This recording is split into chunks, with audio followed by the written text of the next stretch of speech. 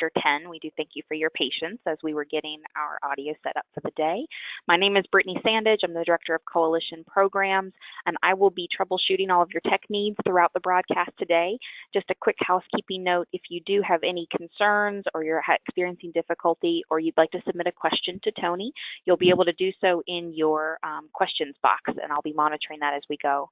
And one final thing before we kick this over to Tony, as far as your RCH certificates of attendance go, you will receive those in an email blast approximately 3 hours after the broadcast ends. If you do have any troubles with that, you know where to find us, and we will be happy to help you with all of it. All right, without any further ado, let me introduce Tony Coder, our Director of Advocacy and Public Policy. Tony.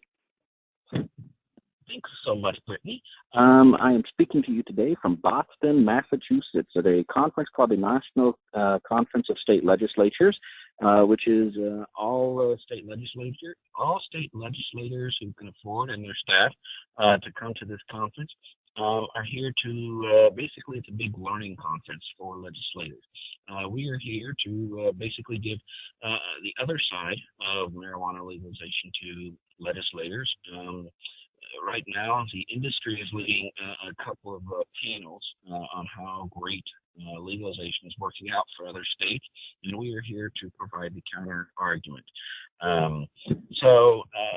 It is something that, as we continue to look at, the medical marijuana industry that will take place in Ohio, we really do need to be on top of things and make sure that we are putting public health above the profits of the industry. So our first slide that we have, so I'm going to give a medical marijuana update, what's going on in Ohio. The dispensary rules are out there. Dispensary location rules are on the website, medicalmarijuana.ohio.gov. And really encourage you to provide some feedback. They're taking public feedback about the rules. Basically, there will be 60 dispensaries around the state, and the draft dispensary districts were created after the RSB. I'm getting a big echo. I don't know if that. But basically, these dispensary districts were created by the state, and it was surrounding, patient populations, and some regulators in other states. They consulted with them. They also looked at Ohio's population and how it lied, around the nearest interstate, so ease of access and all of those types of things. So this is basically how they came up with it. Next slide, please. And what we have is they broke Ohio up into 4 regions. There's a Northwest Ohio region, Northeast Ohio region, Southwest Ohio, and Southeast region. So you can see where your state is, what region they have split these things up into. And then next slide, please. And again, this is all screenshotted. I quite frankly couldn't build maps, so just stole it from the State of Ohio website. And these are actually what the draft rules look like. So you can see them first before you make any comment. The Northeast District is going to have, out of the 60 dispensaries, they will have 18 of the dispensaries.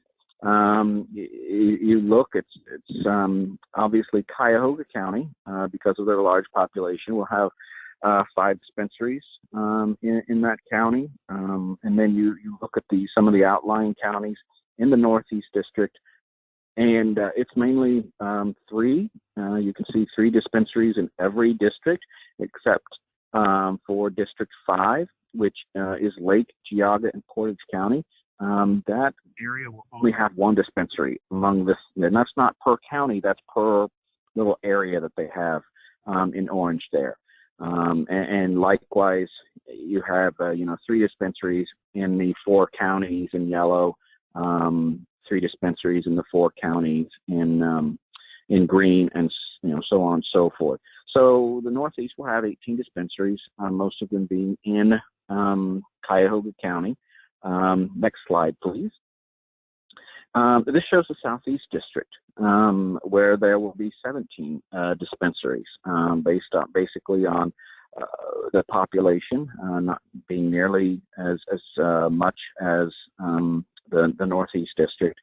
And you can see that the district with the most dispensaries actually is going to be the county route right south of Delaware there, under the little graph symbol, which is Franklin County. So Franklin County is in the Southeast district. And you will see 5 dispensaries there as well. You can look around and see that other areas have 3, sometimes 2, some 1.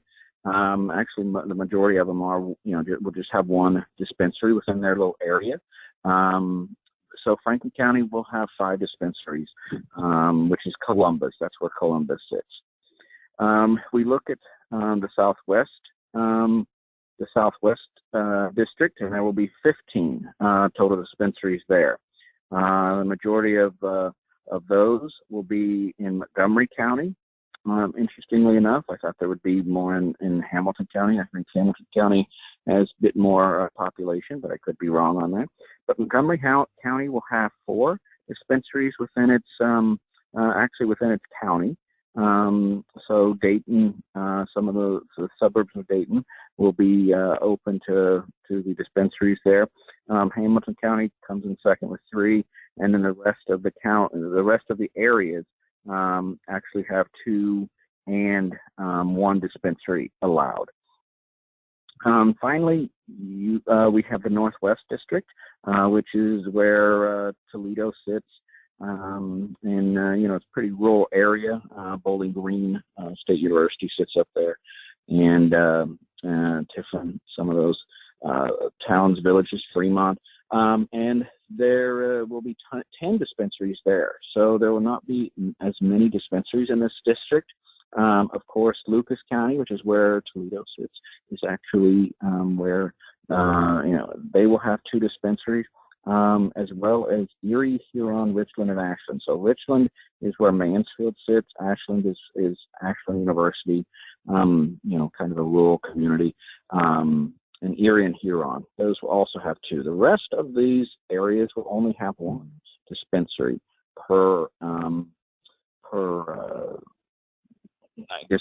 area. So this is something that as you look at it, you can see exactly where they're going to, we can't see exactly where they're going to be, but we can see what the plan is to make sure that there's not an overabundance of dispensaries. Some of the, if you would put public comments, I think some of the things that we have to be considered about, since, more of the dispensaries are going to be in the large metropolitan areas, that we don't, the dispensaries are not, primarily, frankly, like in other states, in the lower income minority neighborhoods. I think we have to really protect those communities. We have to protect those neighborhoods. As tobacco and alcohol is already done, they seem to target lower income and minority neighborhoods. And my guess is this is exactly where they will be in these counties as well. We also have to be really, really vigilant in making sure, because the industry is already complaining that 60 dispensaries is not enough. They're going to want to double, triple that.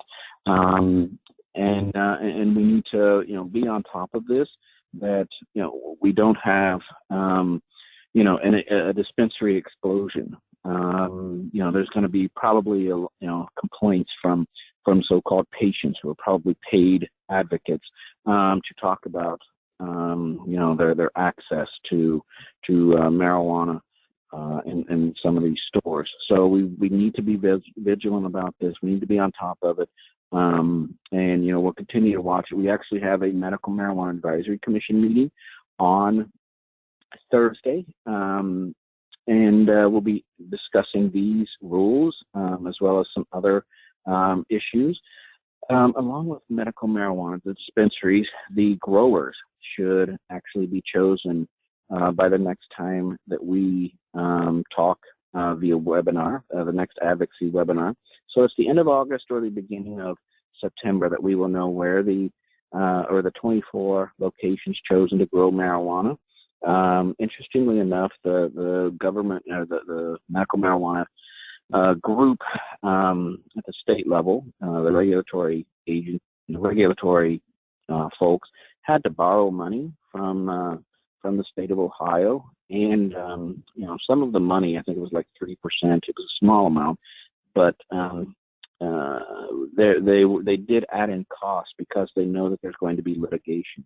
They know that people are going to sue for not getting chosen as a grower. 185 growers were applied, and only 24 will be chosen. So there will be some folks who will be really, really upset and feel that they've been discriminated against and things like that. So we don't know where these growers are going to be. We don't know where the dispensaries are going to be, but we do kind of have a little bit of the plan as far as dispensaries. We don't know where the growers are going to be. There was not a map drawn out like there was for the dispensaries. So it could be quite interesting how they choose that. And they're doing it blindly. They actually have to block out, redact the name and the any kind of identifying information for those growers. But it's still something that will be I guess, litigated in the very near future, probably the day after, I'm guessing, the growers are chosen. So next slide, please. So with the legislature out for the summer, I thought it would be a good chance to go over the question I'm asked a lot across the country is, what's advocacy and lobbying, and what are the differences? What am I allowed to do? What am I not? Obviously, this is not any kind of legal guidance that I'm going to give. It's what we understand the rules to be, and a very, very quick 10 or 15 minute overview about advocacy versus lobbying. As more and more pieces of legislation that we would be concerned about going on around the country, they will also hit here in Ohio. In California, there has been a bill introduced that would identify 4 safe drug use facilities where a nurse would help you, would help the person actually use drugs within the facility. They would shoot them up. They would do that type of stuff to basically avoid overdose and death, or to provide naloxone if that person does go into overdose or death or overdose. And I don't know if this is the best way that we could be spending taxpayer dollars. I don't know if this is the best way that we could be trying to fight the opiate epidemic, is by basically giving up and just allowing these folks who are falling victim to the disease of addiction and basically enabling them. I mean, the state would be their enabler. So I wanted to go over this really quickly, and that's in California. It's not here, so don't worry about this being in Ohio yet, but it could be. But basically, advocacy is all lobbying is advocacy, but not all advocacy is lobbying. So we must make that really, really clear differentiation. Advocacy can take form by direct lobbying. Direct lobbying is basically going to a legislator, asking them to vote a certain way on a piece of legislation. Yes, I want you to vote yes on House bill whatever. No, I want you to vote no on Senate bill whatever. That's direct lobbying. Obviously, that is lobbying.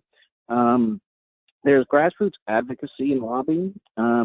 Basically, so the grassroots lobbying is putting something in your newsletter or on your Facebook page and urging, as a coalition, and urging your community members, urging your followers to contact their legislator and vote no on something or vote yes on something.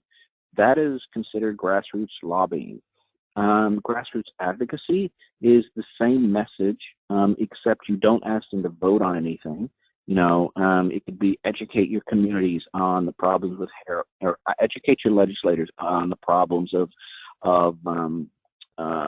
heroin. Educate your mayor on the issues of marijuana dispensaries in our town.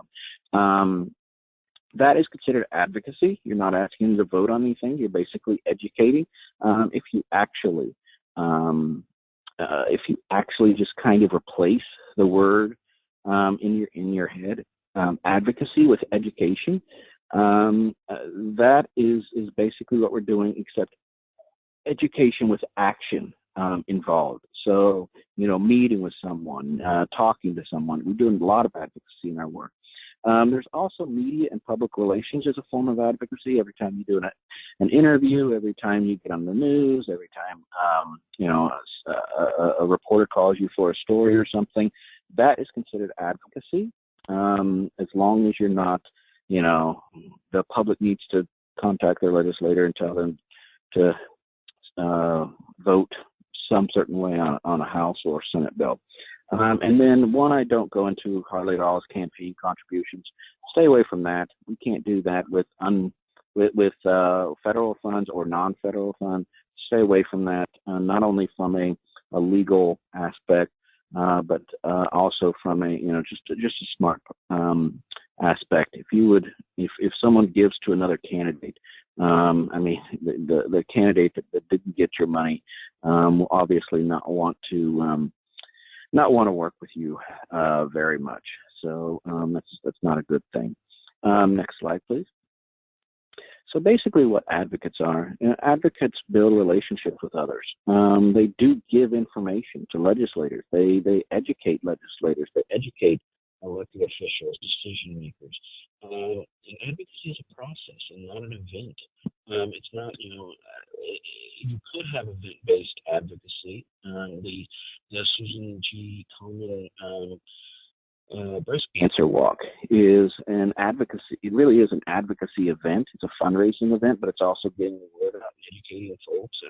Basically take action on this. But advocacy is more of a process. So if you're educating, it's going to be more than one meeting. It's going to be more than one conversation with one legislator. It's going to be garnering folks, partners across the community. It's going to be talking to different folks to make sure that you're not the only one on this issue that's fighting this. So it's a lot of stuff that you're doing already. Building relationships. That's what every good coalition member, or every good coalition leader, every good coalition member has in their arsenal. You have to be able to build relationships with others to, or your coalition will fold. Frankly, if you can't build relationships, I would get into another field. But that's what you do already, because we have a lot of successful coalitions out there, and we need to understand that is a tool that not everyone in this world has. And the more I travel across the country, it is almost a rarity. So, pat yourself on the back. If you're able to build those relationships within your community, it's a true gift, and that's what advocates need to be doing. Next paragraph. So the good definition, I found a good definition of advocacy from the Cal State Fullerton Political Science Department. This is not something I made up. It's just really, really good what they said. That one can engage in advocacy by meeting with a legislator, writing an editorial, raising awareness for a cause at a community event, promoting an issue while having dinner with friends. Being on Facebook, social media, Twitter, and saying something about the heroin epidemic, something about marijuana dispensary. That's advocacy, and that doesn't feel like it because you're just kind of posting on a social media site. But it is educating others, and it really is a great opportunity. It's free. Facebook and Twitter are both free. It's just a matter of time to make a quick and smart submission. And also being having dinner with friends. It's amazing how many conversations I have with folks that they're basically talk to their friends at dinner and educate them. Their friends have no idea what is really going on around some of these issues. So it's a pretty good definition of advocacy. Next slide, please. So lobbying. Any person can lobby. It is your right as an American citizen to lobby your congressman. Tell them as an individual vote no, vote yes on something because, whatever feelings you have or whatever kind of education or resources you have. And nonprofits can lobby. However, you can't use federal funds to do it. If you are a 100% federally funded organization, that you don't have any kind of non-restricted funds that you have gathered from some fundraiser, a bake sale, an event, a dinner, whatever, or private donations from folks throughout your community. This is federal funds, you just can't use them to lobby. So I would always, if you have those extra funds and you want to tell folks to tell your community members to contact their legislator, make sure that you have make sure that you have non-federal funds. Again, kind of the fundraising stuff that you do to cover that. Matching monies to obtain federal funds also can't be used. So even though you might have some matching funds from a foundation to get a federal grant, you can't use those matching federal funds from that foundation to lobby. Again, I will go into, I will say, use your unrestricted funds for any lobbying activities that you have, and make sure that is, that you can note that. But if you have someone who, if you have time, you can take your hat off from your coalition. Contact your legislator, meet with them as a private citizen. Again, if you're educating, absolutely go meet with them as the coalition lead, as the expert in your community, and ask them to meet with you, whatever it takes to start that education process with them or to continue that. But if you're telling them, I need you to vote a certain way on something, I would leave that part out unless you have the non-restricted funds that you're able to use, because you do cross that line. So lobbying for next slide, please. I'm sorry. So lobbying for 501c3 nonprofits, there's actually two ways that you can go about doing it. One is by actually, it cannot be a majority of your work. I've heard everything from 10% to 25%, and state rules change that. I used to go with the 10%. I err on the side of caution. But there's also, first off, no federal funds again can be used for lobbying. We'll make sure that's clear. Advocacy, absolutely. Your federal funds can be used all day. In fact, they should be used all day, for lobbying and for educating folks in your community.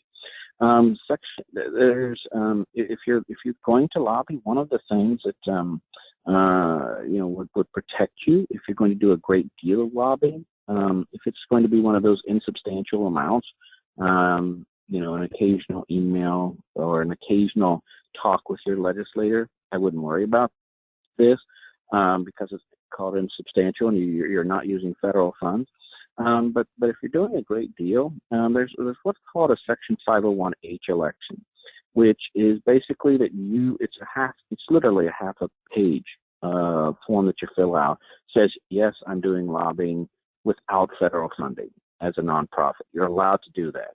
And then what you're allowed to spend, if you elect to do that, is 20% of the first $500,000 of exempt purpose expenditures, which is again non-federal funding that you're allowed to use.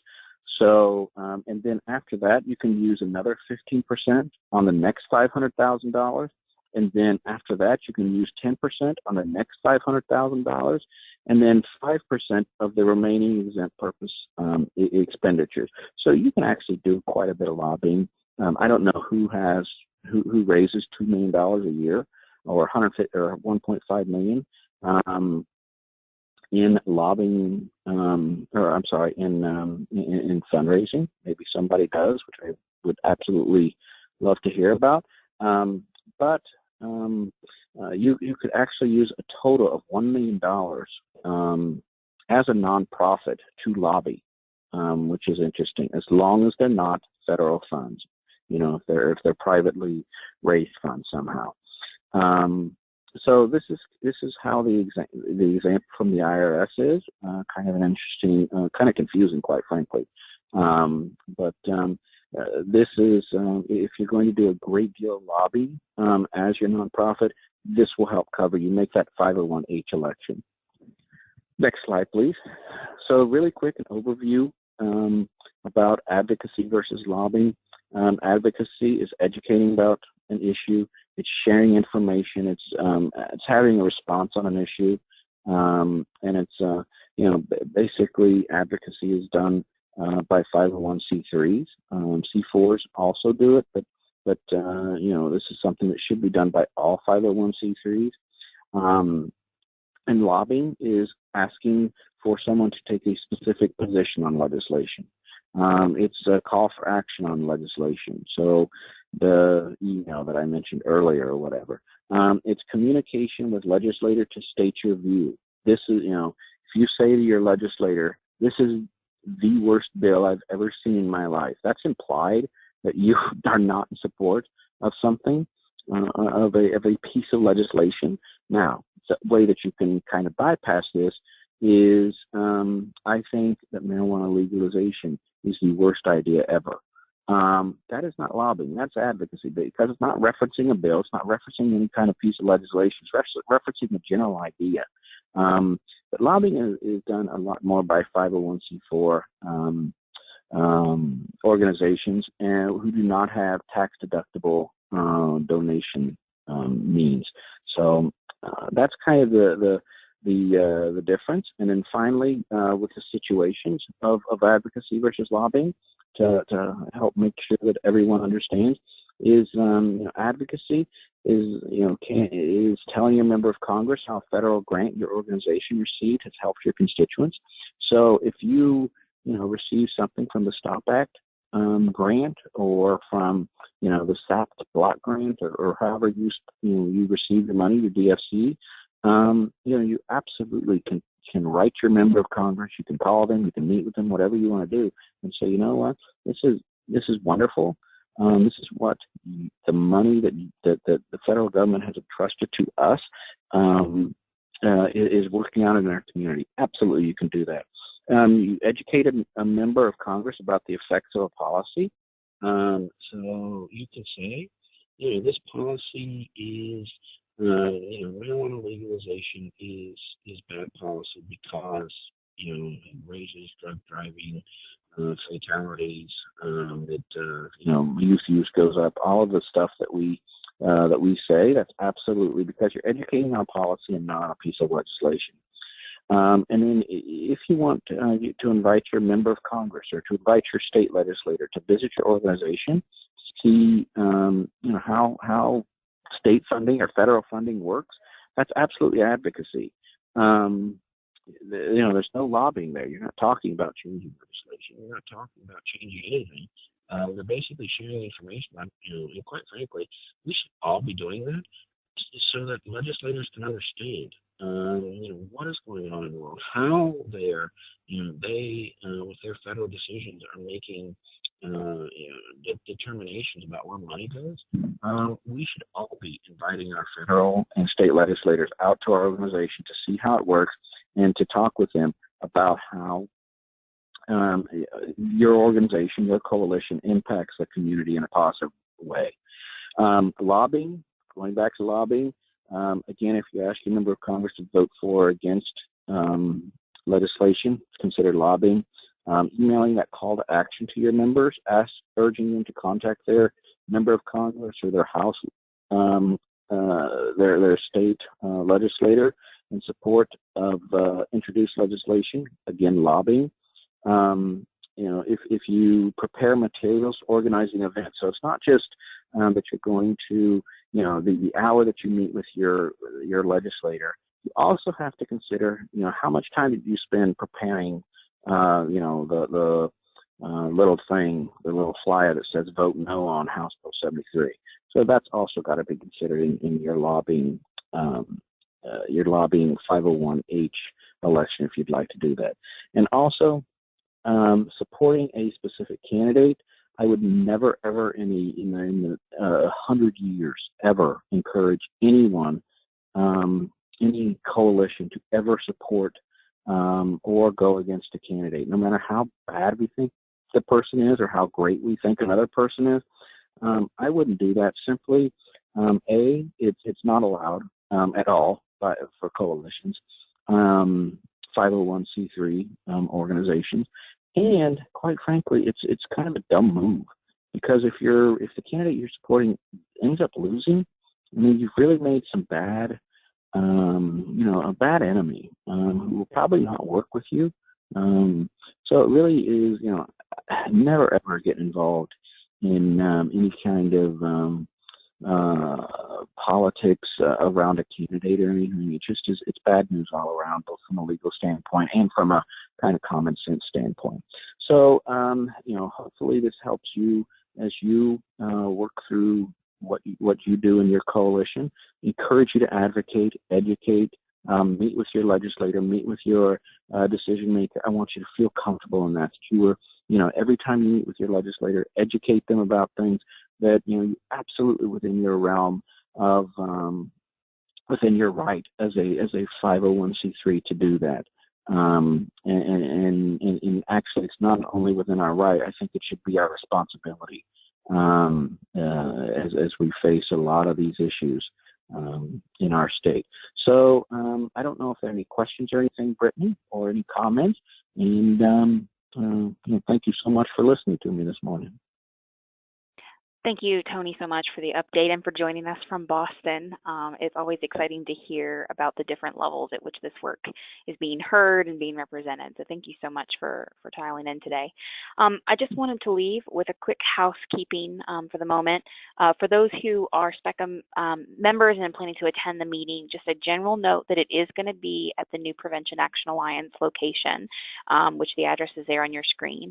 We will be extending the meeting time until 2:30 in both September and November. So I wanted to make sure that folks knew that for their planning component. And then the last thing that Tony and I are mindful of is the changing schedules and demands that everyone has. We are trying to ensure that we've chosen an appropriate time block for everyone. So we have put together a quick survey poll just to ask you sort of between a couple of different time frames what works best.